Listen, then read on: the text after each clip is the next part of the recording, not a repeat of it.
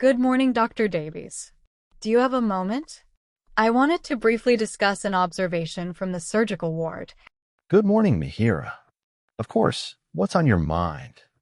Well, we've had a few instances this week where postoperative pain management protocols aren't being followed as consistently as we'd like.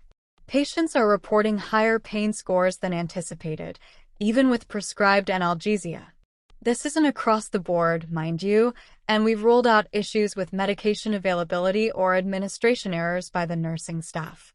We also had a minor incident yesterday with a missing consent form for a relatively routine procedure, though that was quickly rectified. The core issue, however, appears to stem from a lack of clarity in some of the postoperative orders regarding PRN pain medication dosages and frequency, particularly for patients undergoing more complex abdominal surgeries. It seems there's ambiguity in the parameters for escalation, leading to nurses being hesitant to administer additional doses without explicit clarification. I see. So it's not a reluctance to give medication, but rather an uncertainty about the precise parameters for increasing it? Nurses are frequently calling registrars for clarification, which delays patient comfort. This ambiguity is creating hesitancy, causing the lag in effective pain control.